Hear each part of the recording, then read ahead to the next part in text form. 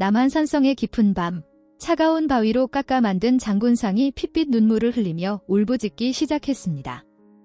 아무도 믿지 않았던 그 불길한 울음소리는 곧 온 나라를 피로 물들일 커다란 난리의 시작이었으니 돌덩이가 내뱉는 처절한 경고를 들어보시겠습니까? 남한산성의 밤은 깊고도 어두웠습니다.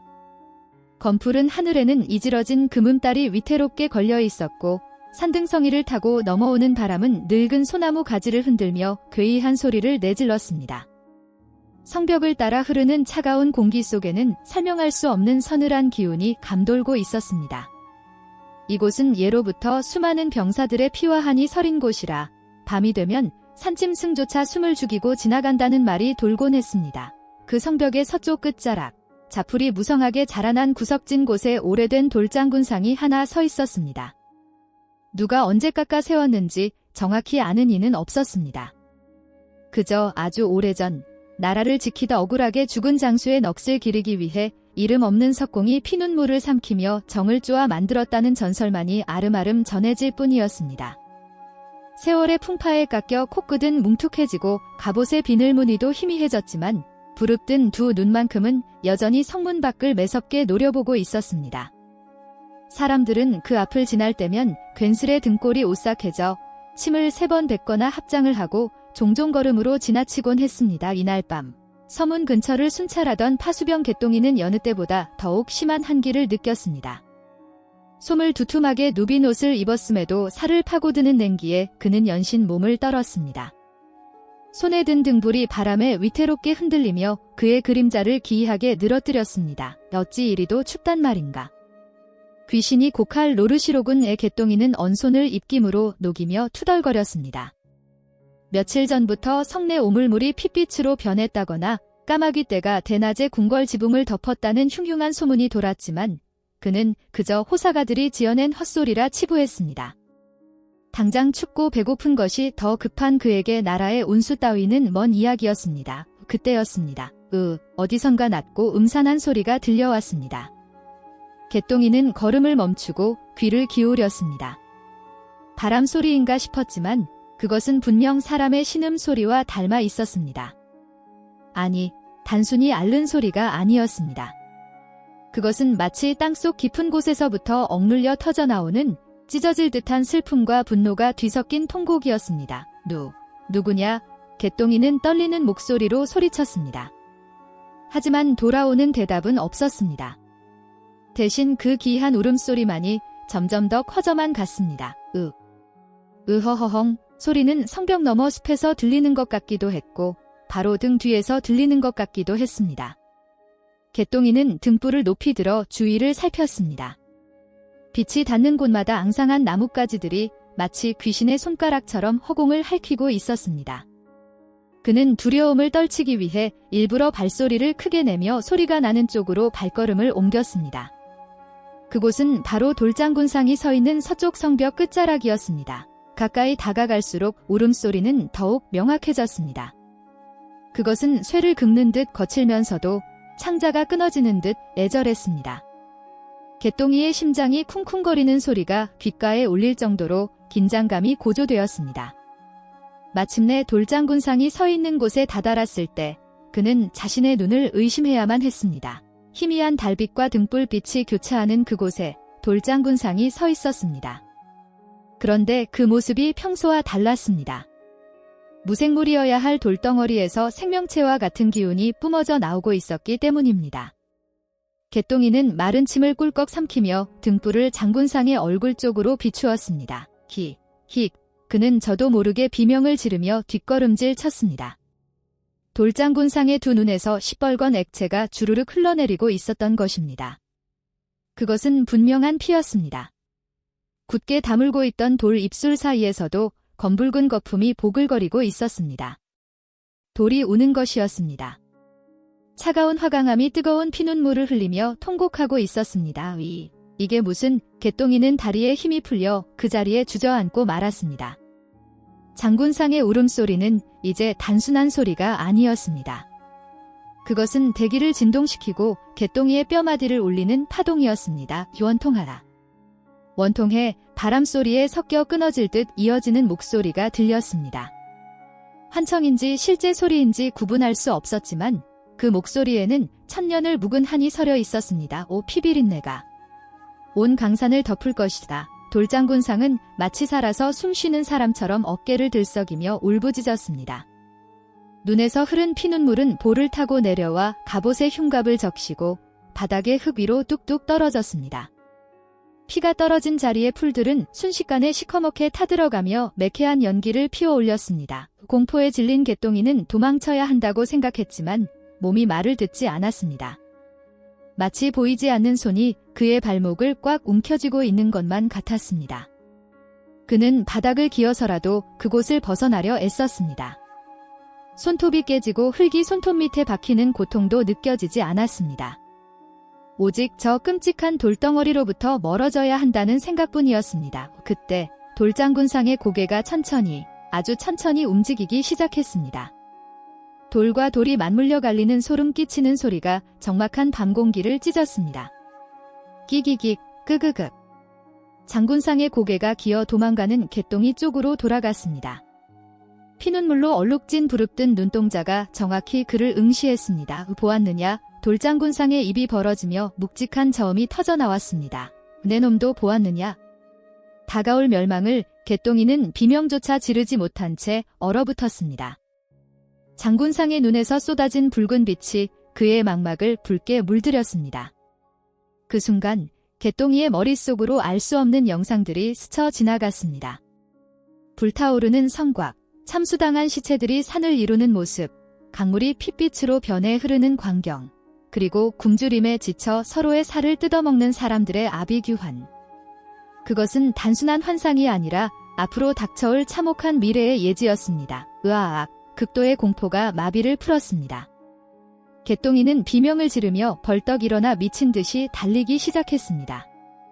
등불도 내팽개치고 신발이 벗겨지는 줄도 모르고 달렸습니다. 뒤에서 돌장군상의 통곡 소리가 그를 쫓아왔습니다. 준비하라. 칼을 갈고 창을 닦아라. 피바람이 불어온다. 개똥이는 구르고 넘어지면서도 멈추지 않았습니다. 수비대 막사가 있는 곳까지 어떻게 왔는지 기억조차 나지 않았습니다. 막사 앞에 도착했을 때 그는 거친 숨을 몰아쉬며 문을 박차고 들어갔습니다. 큰일 났습니다. 장군님이. 돌장군님이. 막사 안에서 졸고 있던 병사들이 깜짝 놀라 일어났습니다. 당직 사관인 별장 최 씨가 찌푸린 얼굴로 개똥이를 노려보았습니다. 이 녀석이 야밤에 미쳤나. 어디서 술을 처먹고 행패야. 최 별장은 개똥이의 멱살을 잡고 코를 킁킁거리며 냄새를 맡았습니다. 술 냄새는 나지 않았습니다. 대신 지독한 비린내와 흙냄새, 그리고 식은 땀 냄새가 진동했습니다. 개똥이의 얼굴은 백지장처럼 하얗게 질려 있었고 동공은 공포로 인해 걷잡을 수 없이 흔들리고 있었습니다. 술이 아닙니다. 정말입니다. 서문 쪽 돌장군상이 피눈물을 흘리며 울고 있습니다. 제게 말을 걸었단 말입니다. 뭐라? 돌덩이가 피눈물을 흘려? 말이 되는 소리를 해라. 다른 병사들이 낄낄거리며 비웃었지만 개똥이는 최 별장의 옷자락을 붙잡고 매달렸습니다. 제발 믿어주십시오. 나라가 망한다고, 피바람이 불어온다고 했습니다. 가서 보셔야 합니다. 개똥이의 태도가 너무나 절박하고 진지했기에 최 별장의 표정도 조금씩 굳어갔습니다. 그는 평소 미신 따위는 믿지 않는 강직한 무인이었지만 개똥이의 눈빛에서 느껴지는 공포는 연기로 꾸며낼 수 있는 것이 아니었습니다. 게다가 최근 성 안팎으로 도는 흉흉한 소문들이 그의 마음 한구석을 찜찜하게 하고 있던 터였습니다. 내 놈이 헛것을 보았거나 헛소리를 하는 것이라면 내 손으로 내 목을 칠 것이다. 최 별장은 차갑게 말하며 칼을 챙겨 들었습니다. 그리고 횃불을 든 병사 두어 명을 대동하고 막사를 나섰습니다. 개똥이는 가고 싶지 않았지만 확인을 해야 한다는 최 별장의 엄명에 울며 겨자 먹기로 앞장서야 했습니다. 서문으로 향하는 길은 아까보다 더욱 어둡고 무거웠습니다. 바람은 잦아들었지만 공기는 물을 먹은 솜처럼 축축하고 무거웠습니다. 횃불이 타닥거리며 타오르는 소리 외에는 아무런 소리도 들리지 않았습니다. 그 기이한 정적이 오히려 더 큰 공포를 자아냈습니다. 마침내 일행이 돌장군상 앞에 도착했습니다. 횃불 3개가 동시에 장군상을 비추었습니다. 모두가 숨을 죽였습니다. 울음소리는 들리지 않았습니다. 돌장군상은 언제 그랬냐는 듯 굳게 입을 다문 채 정면을 응시하고 있을 뿐이었습니다. 병사들 사이에서 안도의 한숨과 함께 비웃음이 터져나오려던 찰나였습니다. 이럴 수가. 최별장이 신음하듯 내뱉으며 한 걸음 다가갔습니다. 횃불빛에 드러난 돌장군상의 얼굴은 충격적이었습니다. 두 눈에서 시작된 검붉은 자국이 턱을 지나 가슴까지 길게 이어져 있었습니다. 그것은 누가 장난으로 칠해놓은 물감이 아니었습니다. 돌의 미세한 틈새로 스며나온 끈적한 액체가 굳어가고 있는 영락없는 피의 흔적이었습니다. 최별장은 떨리는 손을 뻗어 장군상의 뺨에 묻은 붉은 액체를 찍어보았습니다. 손가락 끝에 묻어난 것은 아직 온기가 남아있는 비릿한 피였습니다. 돌이 피를 흘린 것입니다. 그리고 장군상의 흉가비로 손을 가져다 댄 최별장은 소스라치게 놀라 손을 떼었습니다. 이 뜨겁다, 차가운 겨울밤. 눈보라를 맞고 서 있는 돌덩어리가 마치 열병을 앓는 사람처럼 뜨겁게 달아올라 있었던 것입니다. 그것은 분노의 열기이자 다가올 재앙을 경고하는 절규의 온기였습니다. 거짓이 아니었습니다. 정말로 개똥이가 주저앉으며 중얼거렸습니다. 그때 갑자기 하늘에서 마른 번개가 쳤습니다. 화광. 천지를 뒤흔드는 굉음과 함께 성곽 주변의 숲에서 수천 마리의 까마귀 떼가 일제히 날아올랐습니다. 까악. 밤하늘을 새까맣게 뒤덮은 까마귀들의 울음소리는 마치 장송곡처럼 들렸습니다. 최별장은 피 묻은 손가락을 닦을 생각도 하지 못한 채 멍하니 장군상을 올려다보았습니다. 장군상의 표정이 아까와는 달라져 보였습니다. 단순히 매섭게 노려보는 것이 아니라 무능하고 어리석은 산사람들을 향해 비통해하며 꾸짖는 듯한 표정이었습니다. 이것은 조짐이다. 최별장의 입에서 무거운 한마디가 흘러나왔습니다. 단순한 궤변이 아니다. 나라의 운명이 걸린 거대한 난리가 시작되려 하고 있어. 그 순간 돌장군상의 발치 땅이 미세하게 진동하기 시작했습니다. 둥. 이 마치 땅속 깊은 곳에서 거대한 북을 두드리는 듯한 울림이 발바닥을 타고 전해졌습니다. 그것은 다가오는 적군의 말발굽 소리 같기도 했고 억울하게 죽어갈 백성들의 심장 박동 소리 같기도 했습니다. 개똥이는 공포에 질려 눈을 감았지만 아까 보았던 환영이 다시금 선명하게 떠올랐습니다. 이번에는 더 구체적이고 끔찍했습니다. 푸른 옷을 입은 이방인들이 짐승 같은 형상을 하고 성벽을 기어오르는 모습, 임금님이 무릎을 꿇고 치욕의 눈물을 흘리는 모습, 그리고 온 산하가 불바다가 되어 타오르는 모습이었습니다. 돌장군상은 이제 더 이상 소리내어 울지 않았지만 그 침묵은 통곡보다 더 무거웠습니다. 이미 경고는 끝났습니다. 이제 남은 것은 닥쳐올 재앙을 마주하는 것뿐이었습니다. 남한산성의 차가운 바람 속에 비릿한 피냄새가 더욱 짙게 배어들기 시작했습니다. 이것은 단순한 전설이나 괴담으로 끝날 일이 아니었습니다. 피로 쓰여질 역사의 서막이 바로 이 돌장군상의 붉은 눈물과 함께 시작되고 있었던 것입니다. 최별장은 결심한 듯 입술을 깨물고 병사들에게 명령했습니다. 당장 성주께 이 사실을 알려야 한다. 그리고 봉화대에 연락하여 경계태세를 최고로 높여라. 오늘 밤 아무도 잠들지 못할 것이다. 병사들이 허둥지둥 움직이는 사이 돌장군상의 눈가에 맺혀있던 마지막 핏방울 하나가 바닥으로 툭 떨어졌습니다. 그 핏방울이 땅에 닿자마자 땅이 쩍하고 갈라지며 시커먼 연기가 피어올랐습니다. 마치 지옥의 문이 열리는 듯한 불길한 징조였습니다. 남한산성의 밤은 이제 돌이킬 수 없는 공포의 소용돌이 속으로 빠져들고 있었습니다. 제2부 땅이 갈라진 틈새는 마치 굶주린 짐승의 아가리처럼 시커먼 입을 벌리고 있었습니다. 그 깊이를 가늠할 수 없는 어둠 속에서 피어오르는 연기는 단순한 매연이 아니었습니다. 그것은 지독하고 역겨운 비린내를 풍기고 있었는데 묵은 피 냄새와 녹슨 쇠 냄새가 뒤섞인 듯하여 맞는 이의 속을 뒤집어 놓기에 충분했습니다. 연기는 바람을 거스르며 기괴하게 따리를 틀더니 이내 살아있는 뱀처럼 꿈틀거리며 돌장군상의 다리를 휘감아 올랐습니다. 물러서라.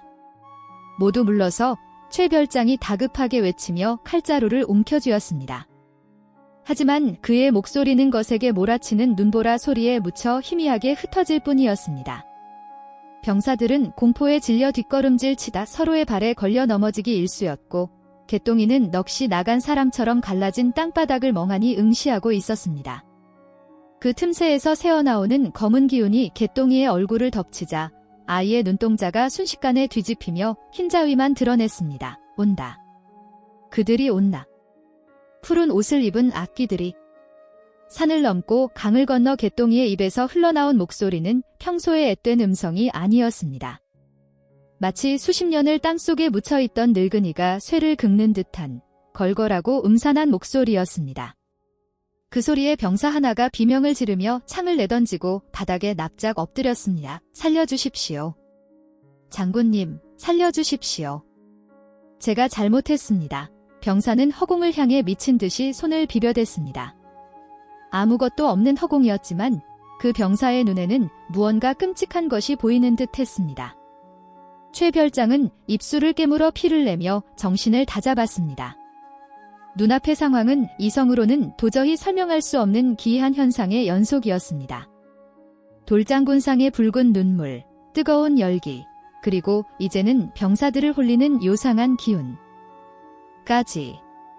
이것은 분명 나라의 큰 변고를 알리는 징조를 넘어 이미 재앙이 성문 안으로 들어왔음을 알리는 신호였습니다. 최 별장은 개똥이의 멱살을 잡고 거칠게 흔들었습니다. 정신 차려라. 내가 본 것을 똑바로 말해야 한다. 지금 정신을 놓으면 우리 모두 죽은 목숨이다. 최 별장의 호통에 개똥이가 부르르 몸을 떨더니 탁한 숨을 토해내며 눈을 떴습니다. 초점을 되찾은 아이의 눈에는 깊은 공포와 슬픔이 가득 차 있었습니다. 산이 울고 있어요. 저 돌장군님만 우는 게 아니에요? 남한산성 전체가 비명을 지르고 있어요. 그 말이 끝남과 동시에 다시 한번 땅이 울렸습니다. 이번에는 발바닥을 간지럽히는 진동이 아니었습니다. 서 있는 사람의 중심을 무너뜨릴 만큼 강력한 지진이었습니다. 성곽을 쌓은 돌들이 우르르 소리를 내며 흔들렸고 성벽 너머의 숲에서는 짐승들이 찢어지는 듯한 울음소리를 내며 사방으로 달아났습니다. 바람은 더욱 거세져 깃발이 찢겨 나갈 듯 펄럭였고 횃불들은 춤을 추듯 위태롭게 흔들리다 하나둘씩 꺼져버렸습니다. 칠흑 같은 어둠이 순식간에 사위를 집어삼켰습니다. 횃불을 다시 켜라. 서둘러. 어둠 속에서 병사들이 우왕좌왕하는 사이 최 별장은 본능적으로 돌장군상을 향해 시선을 돌렸습니다. 모든 빛이 사라진 어둠 속에서도 장군상만은 기이하게 붉은 빛을 내뿜고 있었습니다. 달궈진 쇠처럼 붉게 상기된 돌장군상의 얼굴은 이제 분노를 넘어 처절한 절규의 형상을 하고 있었습니다. 그 붉은 빛이 피어오르는 검은 연기를 비추자 연기 속에 숨어있던 형체들이 드러났습니다. 그것은 사람의 형상이 될 사람이 아니었습니다. 찢어진 갑옷을 입고 목이 잘리거나 팔다리가 없는 수많은 병사의 혼령들이 연기 속에서 아우성치고 있었습니다. 그들은 소리 없는 비명을 지르며 성벽을 기어오르려는 듯 허공을 향해 손을 뻗었습니다. 그것은 과거 병자년의 이 땅에서 죽어갈 원혼들의 모습이자 앞으로 다가올 전쟁에서 죽어갈 수많은 목숨의 그림자였습니다. 최 별장은 등줄기를 타고 흐르는 식은땀을 느꼈습니다. 이것은 단순한 귀신 소동이 아니었습니다. 이 땅의 지기가 뒤틀리고 억울한 원혼들이 깨어나 다가올 참상을 경고하고 있는 것이었습니다. 그는 더 지체할 수 없음을 깨달았습니다. 성주에게 이 사실을 알리고 봉화를 올려 도성까지 위급함을 전해야 했습니다. 비록 미치광이 취급을 받을지라도 자신이 본 것을 전하지 않는다면 돌이킬 수 없는 죄를 짓게 될 것임이 분명했습니다. 나를 따르라. 성주님의 처소로 간다. 최 별장은 굳어버린 다리에 힘을 주어 달리기 시작했습니다. 개똥이와 몇몇 병사가 비틀거리며 그의 뒤를 따랐습니다. 성벽을 따라 이어진 길은 평소라면 눈 감고도 다닐 수 있는 익숙한 길이었으나 오늘 밤은 달랐습니다. 길바닥의 돌들이 제멋대로 솟아올라 발을 걸었고 기렵의 나무들은 괴물처럼 가지를 뻗어 그들의 앞길을 막으려 드는 듯 했습니다. 성 안의 공기는 마치 물속처럼 무겁고 끈적거렸습니다. 숨을 쉴 때마다 폐부 깊숙이 차가운 냉기와 함께 비릿한 피 냄새가 스며들었습니다. 저 멀리 성주가 머무는 행궁의 불빛이 보였지만 그 불빛마저도 희미하게 일렁이며 마치 도깨비불처럼 아득하게만 느껴졌습니다. 달리는 와중에도 최별장의 귓가에는 끊임없이 환청이 들려왔습니다. 말발굽 소리였습니다. 수천, 아니 수만 마리의 말이 대지를 박차고 달려오는 거대한 굉음. 그 소리는 북쪽에서부터 시작되어 점점 더 가까워지고 있었습니다. 그것은 조선의 산하를 짓밟으러 오는 오랑캐들의 철기군이 내는 소리임이 틀림없었습니다. 들리느냐? 저 소리가 들리느냐? 최별장이 뒤따르던 병사들에게 소리쳤지만 병사들은 겁에 질려 귀를 막고 있을 뿐이었습니다. 오직 개똥이만이 창백한 얼굴로 고개를 끄덕였습니다. 들립니다요. 쇠가 부딪히는 소리, 사람들이 죽어가는 소리, 불타는 소리까지 다 들립니다요. 개똥이의 말대로였습니다. 말발굽 소리 사이로 칼과 창이 부딪히는 날카로운 금소금과 살이 찢기고 뼈가 부러지는 끔찍한 소음이 섞여 들려오기 시작했습니다. 그것은 아직 일어나지 않은 미래의 소리였으나 남한산성의 밤은 이미 시공간이 뒤틀려 과거와 현재, 그리고 미래가 혼재된 지옥도가 되어가고 있었습니다. 마침내 행궁의 정문에 도착했을 때 문을 지키던 수문장들은 졸고 있거나 잡담을 나누고 있는 평화로운 모습이었습니다. 성과 외곽에서 벌어진 그 끔찍한 소동을 전혀 눈치채지 못한 듯 했습니다.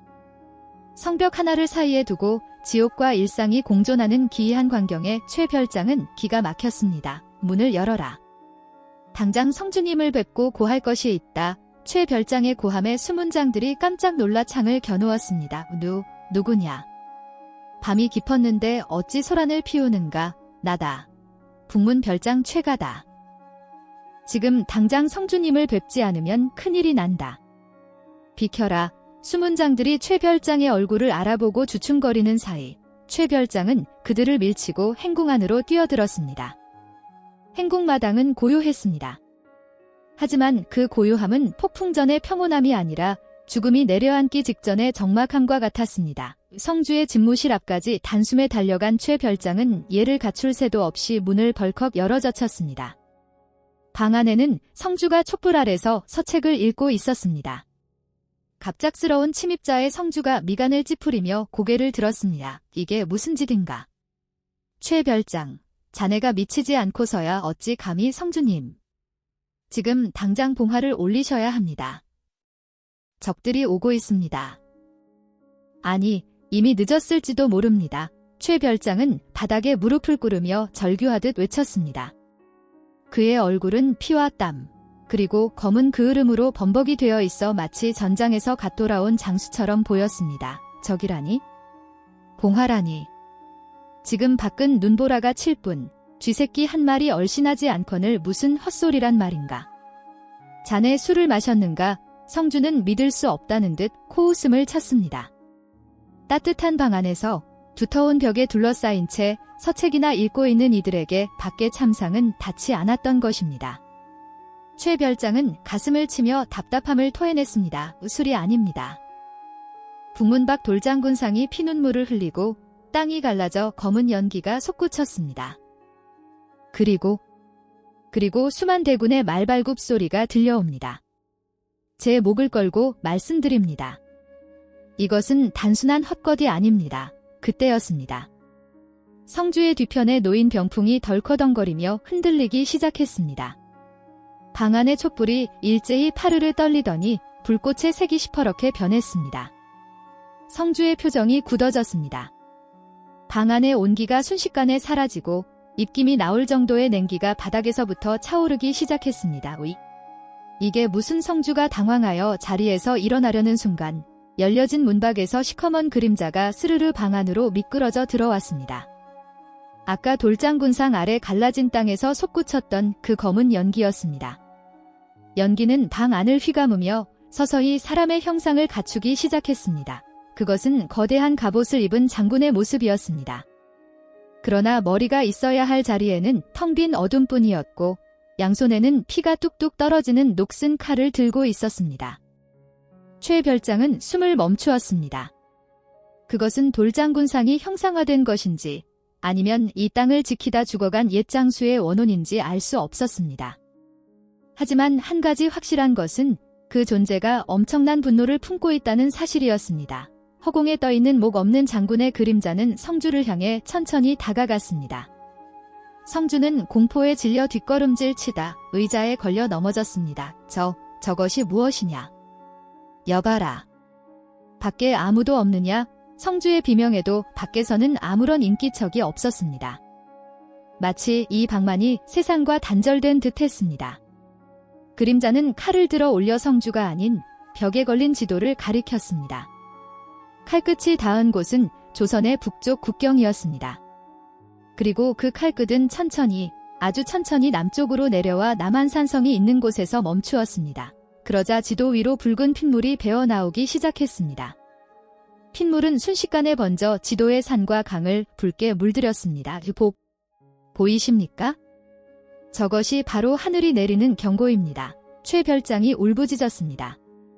이제 성주도 부인할 수 없었습니다. 눈앞에서 벌어지는 이 기괴한 광경은 인간의 힘으로 조작할 수 있는 것이 아니었습니다. 성주의 손이 덜덜 떨렸습니다. 바로 그 순간 먼 곳에서부터 들려오던 둥 하는 북소리가 더욱 커져 이제는 행궁의 기둥을 울릴 정도로 강해졌습니다. 그리고 그 북소리에 맞춰 누군가의 목소리가 허공에서 울려 퍼졌습니다. 준비하라. 붉은 피가 강을 이루고 하얀 눈이 잿빛으로 변하리라.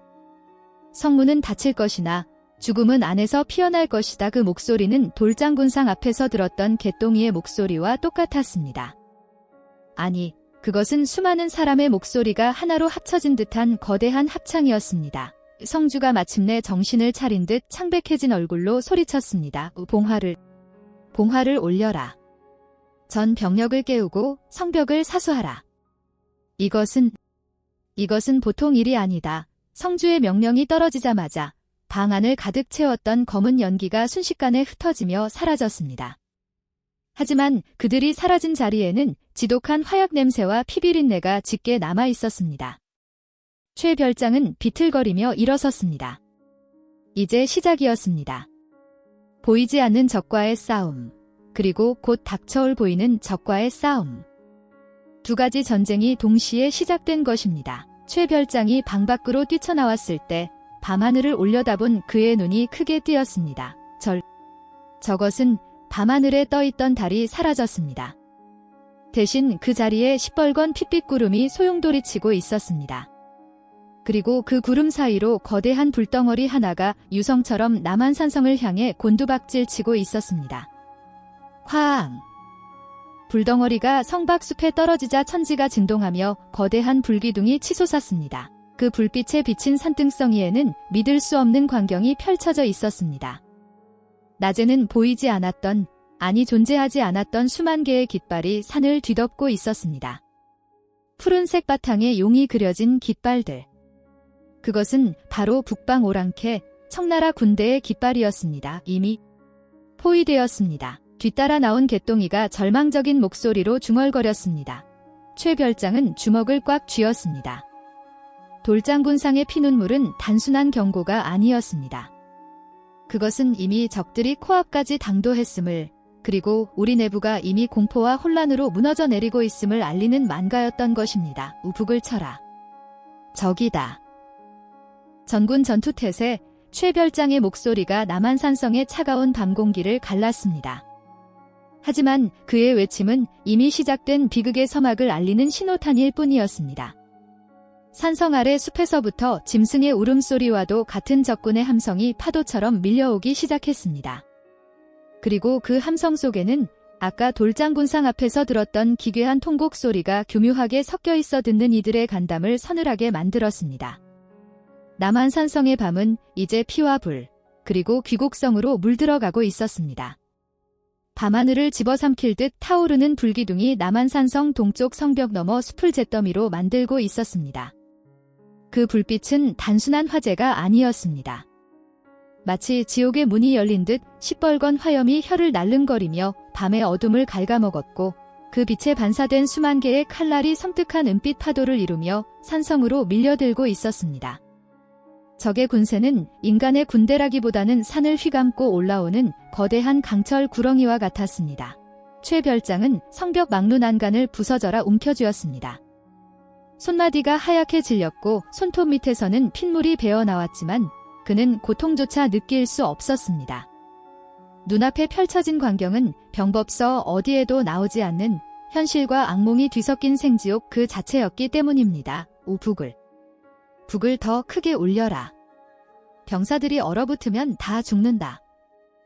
정신 차려라. 최 별장의 고함이 터져 나왔지만 그 소리는 산성 전체를 뒤덮은 기괴한 소음에 묻혀버리기 일쑤였습니다.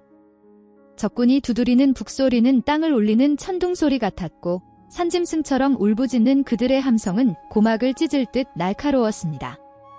하지만 무엇보다 병사들을 공포로 몰아넣는 것은 그 거대한 소음 사이사이로 파고드는 끈적하고 차가운 여인의 통곡 소리였습니다. 아이고 그 소리는 귓가에 속삭이듯 들리다가도 어느 순간엔 산 전체가 떠나가라 울리는 거대한 비명으로 변했습니다. 성벽 위에 선 병사들 중 몇몇은 이미 넋이 나간 사람처럼 허공을 응시하며 주저앉아 있었고 창을 쥔 손을 덜덜 떨며 오줌을 지리는 이들도 부지기수였습니다. 별장나리. 서쪽 성벽 쪽 병사들이 이상합니다. 숨을 헐떡이며 뛰어온 전령의 얼굴은 백지장처럼 하얗게 질려 있었습니다. 최 별장은 전령의 멱살을 잡듯 끌어당기며 물었습니다. 무슨 일이냐? 저기 벌써 성벽을 기어오르기라도 했단 말이냐? 아닙니다. 적은 아직 해자 건너편에 있는데 우리 병사들이 서로에게 칼을 겨누고 있습니다. 귀신에 홀린 듯 눈이 뒤집혀서는 최 별장의 등골이 서늘해졌습니다. 죽음은 안에서 피어날 것이다. 돌장군상 앞에서 들었던 그 불길한 예언이 뇌리를 스쳤습니다. 그는 즉시 서쪽 성벽으로 달리기 시작했습니다. 그의 뒤를 따르던 개똥이가 비틀거리며 소리쳤습니다. 그것들이 들어왔어요. 붉은 눈물이 길을 열어주니 굶주린 귀신들이 산성 안으로 쏟아져 들어오고 있어요. 서쪽 성벽에 도착했을 때 최 별장은 자신의 눈을 의심했습니다. 적군과 싸워야 할 조선의 병사들이 서로 뒤엉켜 뒹굴고 있었습니다. 한 병사는 자신의 귀를 칼로 도려내려는 듯 자해를 하고 있었고 다른 병사는 동료의 목을 조르며 알 수 없는 헛소리를 짓거리고 있었습니다. 그들의 눈동자는 하나같이 초점을 잃은 채 희번덕거리고 있었고 입가에는 거품이 허옇게 일어 있었습니다. 이 미친 놈들아. 지금 뭐 하는 짓들이냐? 최 별장이 칼을 뽑아들고 허공을 베며 소리쳤지만 광기에 사로잡힌 병사들에게는 닿지 않았습니다. 그때 난간에 기대어 있던 한 늙은 병사가 최 별장을 향해 스르르 고개를 돌렸습니다. 그의 눈에서는 피눈물이 주르륵 흐르고 있었습니다. 돌장군상의 눈에서 보았던 바로 그 붉은 액체였습니다. 장군님, 너무 춥습니다. 저들이 자꾸만 문을 열라 합니다. 늙은 병사는 그 말을 끝으로 성벽 아래 까마득한 어둠 속으로 몸을 던졌습니다. 비명조차 없는 기이하고도 허무한 죽음이었습니다. 안 돼. 최 별장이 손을 뻗었지만 잡을 수 있는 것은 차가운 밤 공기뿐이었습니다. 그때 개똥이가 바닥에 주저앉아 온몸을 사시나무 떨듯 떨며 중얼거리기 시작했습니다. 돌장군이 울고 있어요.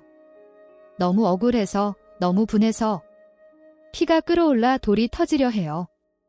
그 한을 풀어주지 않으면 이 성 안에 산 사람은 하나도 남지 않을 거예요. 최 별장은 개똥이의 어깨를 잡아 흔들었습니다. 대체 그 한이 무엇이란 말이냐? 적은 코앞에 있고 병사들은 미쳐가는데 내가 도대체 무엇을 해야 한단 말이냐? 개똥이는 초점 없는 눈으로 최 별장을 바라보며 마치 다른 사람이 말하는 듯한 굵고 낮은 목소리로 대답했습니다. 내 머리를 찾아다오.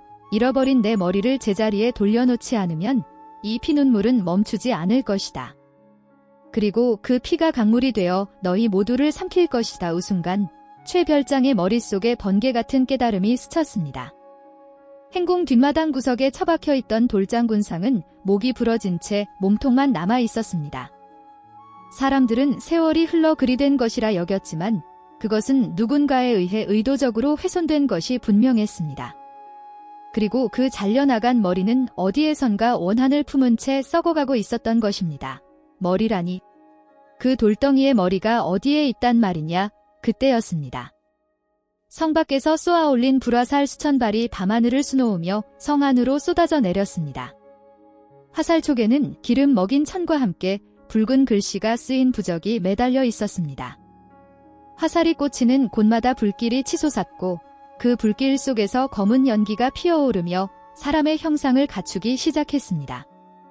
그것은 단순한 불이 아니라 사악한 주술이 깃든 요사스러운 불꽃이었습니다. 적진에 술사가 있습니다. 부관이 다급하게 외쳤습니다. 성벽 너머 적진 한가운데 거대한 제단이 세워져 있었고 그 위에서 기괴한 탈을 쓴 자가 춤을 추고 있는 모습이 불빛에 어른거렸습니다. 그가 깃발을 휘두를 때마다 성 안의 병사들은 더욱 심한 발작을 일으켰습니다. 최 별장은 이를 악물었습니다. 이것은 단순한 전쟁이 아니었습니다. 칼과 창이 부딪히는 싸움 이면에 보이지 않는 영혼들의 전쟁이 벌어지고 있었습니다. 그리고 그 중심에 머리 없는 돌장군상이 있었습니다. 성주께 알려라. 당장 행궁의 창고를 뒤져라. 예전에 성벽을 보수할 때 파헤쳐진 돌무더기들, 어딘가 구석에 처박혀 있을 돌덩이들을 모조리 찾아내라고 해라. 사람 얼굴 형상을 한 돌을 찾아야 한다. 최 별장의 명령에 병사들이 허둥지둥 움직이기 시작했습니다. 하지만 상황은 점점 더 절망적으로 치달았습니다. 성문 쪽에서 굉음이 들려왔습니다. 쿵, 쿵, 쿵. 적들이 거대한 통나무로 성문을 가격하기 시작했습니다. 성문이 찌그러질 듯 비명을 질렀고 빗장이 덜컹거렸습니다. 그런데 이상하게도 성문을 두드리는 소리에 맞춰 성 안에 우물물이 끓어오르기 시작했습니다. 서문 근처에 있는 큰 우물에서 핏빛 물이 역류하여 넘쳐 흐르더니 순식간에 바닥을 적셨습니다. 그 붉은 물에 발이 닿은 병사들은 화상을 입은 듯 비명을 지르며 쓰러졌습니다. 물이 뜨겁습니다. 살이 타들어갑니다. 아비규환이었습니다. 밖에서는 오랑캐가, 안에서는 원귀들이 남한산성을 유린하고 있었습니다. 최 별장은 칼자루를 고쳐잡고 성문 쪽으로 달려 내려갔습니다. 그때 등 뒤에서 개똥이의 비명에 가까운 외침이 들렸습니다. 이나리. 저기를 보십시오. 개똥이가 가리킨 곳은 성벽 너머 적진의 제단 옆이었습니다. 그곳에 익숙한 형체의 무언가가 창끝에 꽂혀 높이 들려 있었습니다. 불빛에 비친 그것은 사람의 머리가 아니었습니다. 이끼가 끼고 풍화되었지만 분명히 분노한 표정을 짓고 있는 돌조각, 바로 돌장군의 잃어버린 머리였습니다. 최 별장은 숨이 멎는 듯 했습니다. 적들은 이미 알고 있었던 것입니다. 남한산성의 수호신이나 다름없던 돌장군의 머리를 탈취하여 거기에 저주를 걸어 조선군의 길을 꺾고 혼란을 야기하고 있었던 것입니다.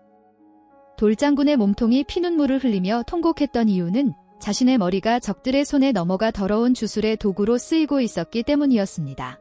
저놈들이 감히 우리 땅의 신령을 능욕하다니. 최 별장의 가슴 깊은 곳에서 뜨거운 분노가 치밀어 올랐습니다. 공포는 순식간에 사리로 바뀌었습니다. 그는 성벽 난간을 뛰어넘을 듯이 몸을 내밀며 병사들을 향해 포효했습니다. 똑똑히 보아라. 저 오랑캐 놈들이 우리의 목을 베기 전에 우리의 신령을 먼저 베어 저기 매달아 놓았다. 저것은 돌덩이가 아니다. 저것은 짓밟힌 우리의 자존심이고 너희 부모 형제의 영혼이다. 우리가 여기서 무너지면 너희의 목도 저렇게 잘려 구경거리가 될 것이다. 최 별장의 목소리는 북소리보다 더 크게 병사들의 가슴을 때렸습니다. 광기에 사로잡혔던 병사들이 하나둘씩 멈칫하며 시선을 돌렸습니다. 창끝에 매달린 돌장군의 머리, 그 분노한 표정이 병사들의 눈에 들어왔습니다. 기이하게도 그 돌머리를 보자 병사들의 눈에서 흐릿한 광기가 사라지고 대신 서슬 퍼런 도끼가 서리기 시작했습니다. 유문을 열어라. 최 별장이 나직하지만 단호한 목소리로 명령했습니다. 주변에 있던 부관들이 기겁하며 말렸습니다. 별장나리. 미치셨습니까? 지금 문을 열면 적들이 물밀듯이 문을 열어라. 내가 나가서 저 머리를 되찾아올 것이다. 앉아서 귀신 노름에 당하고만 있을 수는 없다. 결사대 50명만 나를 따르라.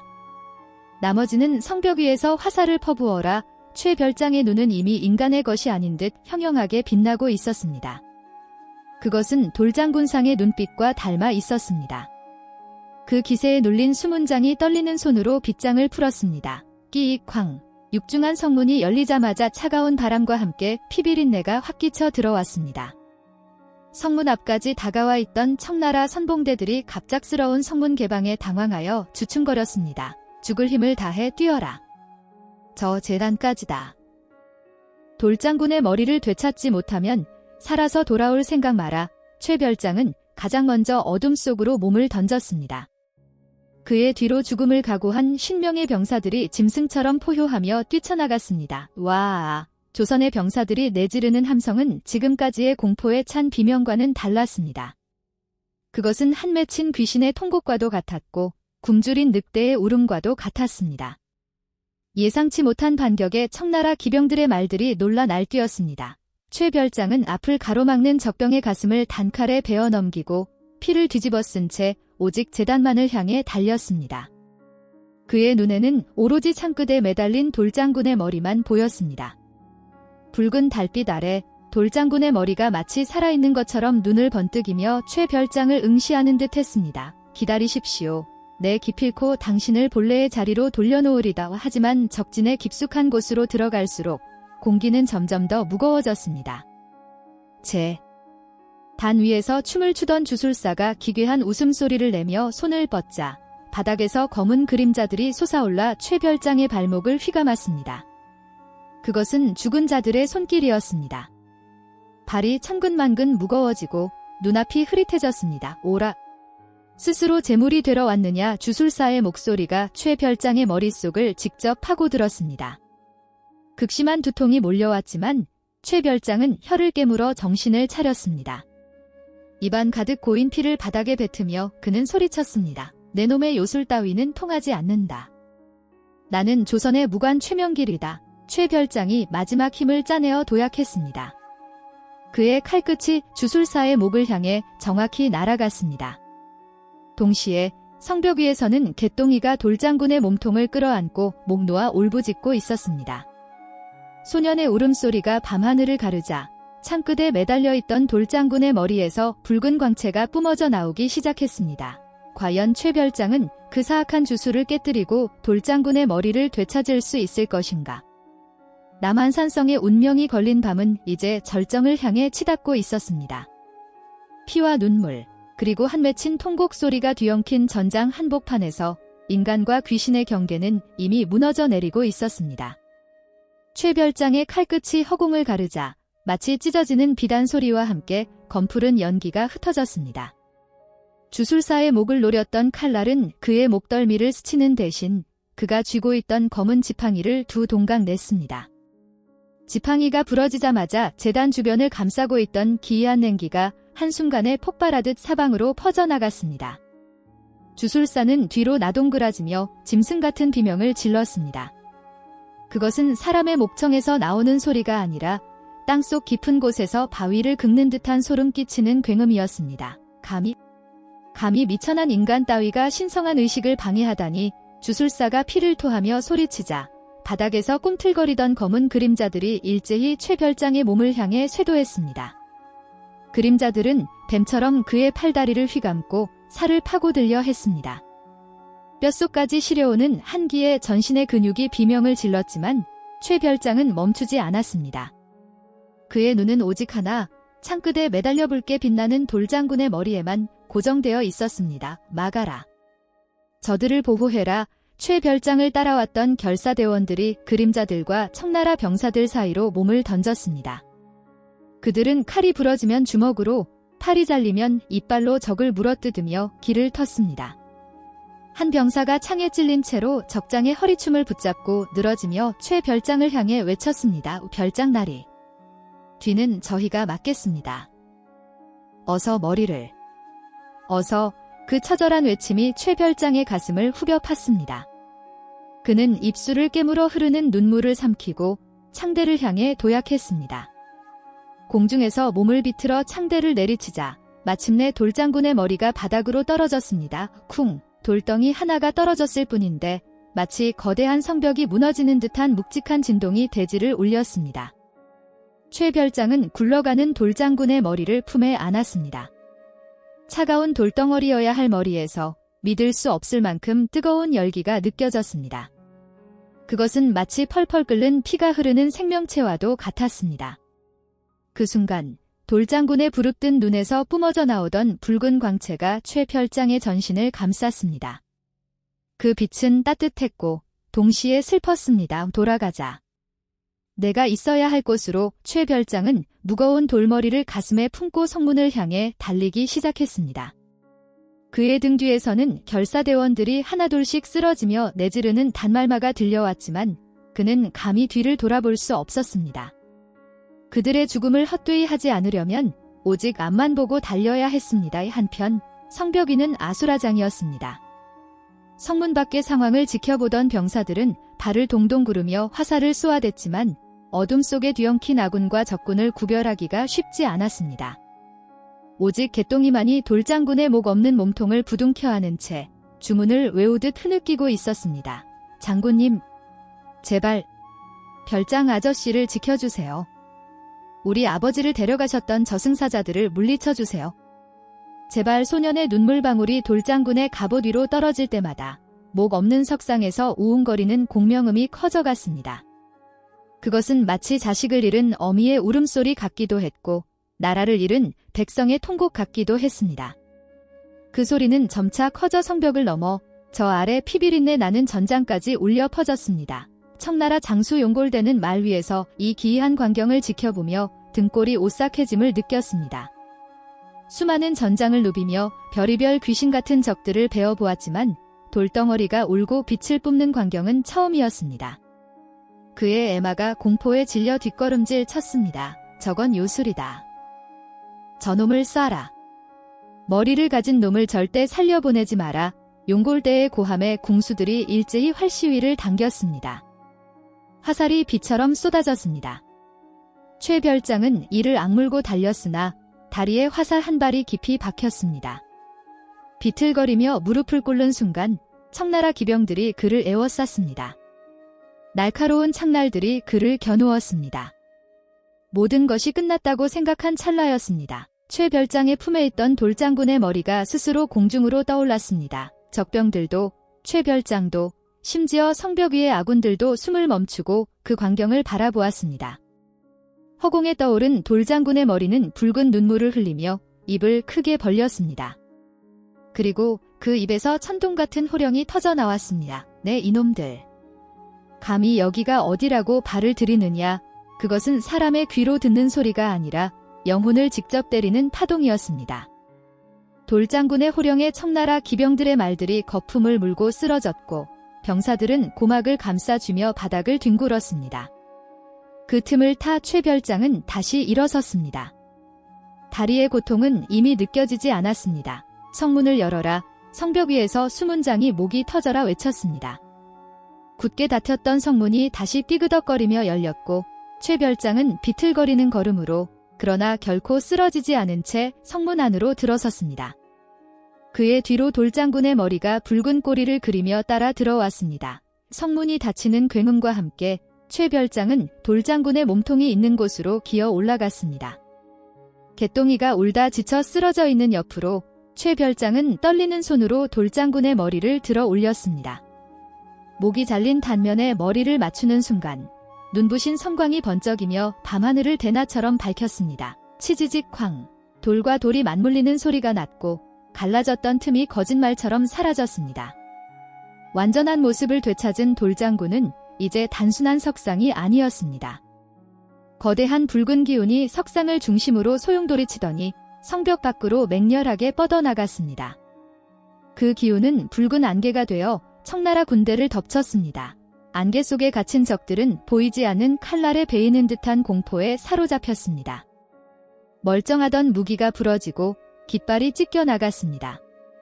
무엇보다 그들의 귓가에 끊임없이 들려오는 수만 명의 통곡 소리가 그들의 정신을 갉아먹었습니다. 그것은 병자호란 때 억울하게 죽어간 조선 백성들의 원혼이 내지르는 소리였습니다. 철수하라. 전군 철수하라. 이곳은 저주받았다. 용골대는 공포에 질려 말머리를 돌렸습니다. 천하를 호령하던 청나라 대군이 귀신 들린 돌덩어리 하나에 겁을 먹고 도망치는 꼴은 실로 가관이었습니다.